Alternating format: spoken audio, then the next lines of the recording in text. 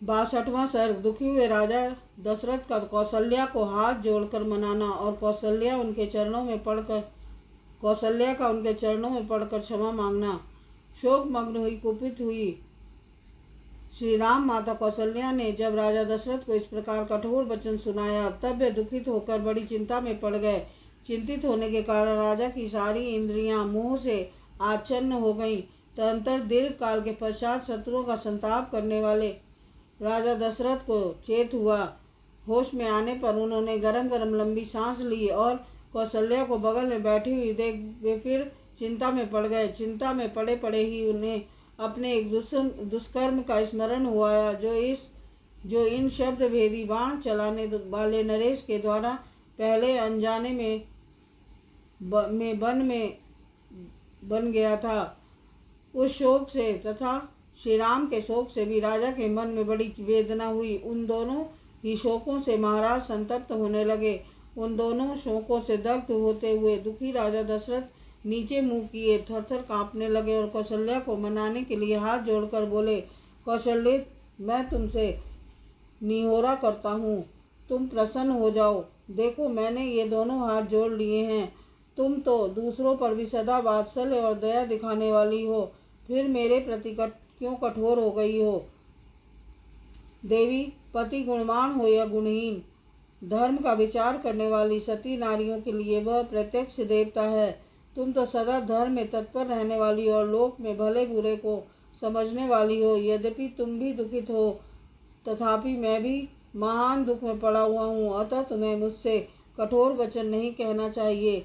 दुखी हुए राजा दशरथ के मुख से कहे गए उस करुणाजनक वचन को सुनकर कौशल्या अपने नेत्रों से आंसू बहाने लगी, मानो छत की नाली से नूतन वर्षा का जल गिर रहा हो। वे अधर्म के भय से रो पड़ी और राजा के जुड़े हुए कमल सदृश हाथों को अपने सिर से सटाकर घबराहट के कारण शीघ्रता पूर्वक एक एक अक्षर का उच्चारण करती हुई बोली, देव, मैं आपके सामने पृथ्वी पर पड़ी हूँ। आपके चरणों में मस्तक रखकर याचना करती हूँ कि आप प्रसन्न हो।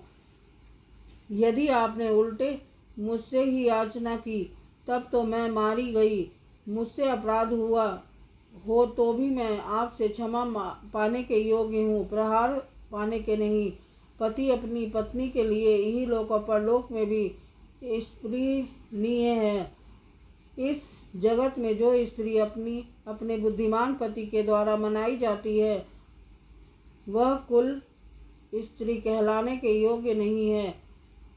धर्मज्ञ महाराज, मैं स्त्री धर्म को जानती हूँ और यह भी जानती हूँ कि आप सत्यवादी हैं। इस समय मैंने जो कुछ भी कहने योग्य बात कह दी है, वह पुत्र शोक से पीड़ित होने के कारण मेरे मुख से निकल गई है। शोक धैर्य का नाश कर देता है, शोक शास्त्र ज्ञान को भी लुप्त कर देता है तथा शोक सब कुछ नष्ट कर देता है। अतः शोक के कारण दूसरा कोई शत्रु नहीं है। शत्रु के हाथ से अपने ऊपर पड़ा हुआ शस्त्रों का प्रहार सह लिया जा सकता है, परंतु दैववश प्राप्त हुआ थोड़ा सा भी शोक नहीं सहा जा सकता।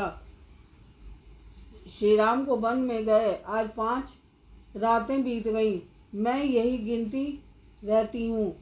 शोक ने मेरे हर्ष को नष्ट कर दिया है, अतः ये 5 रात मेरे लिए 5 वर्षों के समान प्रतीत हुई हैं। श्री राम का ही चिंतन करने के कारण मेरे हृदय का यह शोक बढ़ता जा रहा है, जैसे नदियों के वेग से समुद्र का जल बहुत बढ़ जाता है।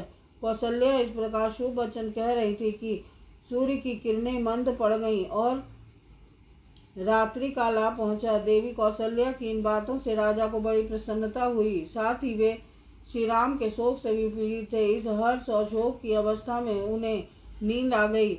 इस प्रकार श्री वाल्मीकि निर्मित आदि रामायण आदि काव्य के अध्याकांड में 62वां पूरा हुआ। बोल सियापति रामचंद्र की जय।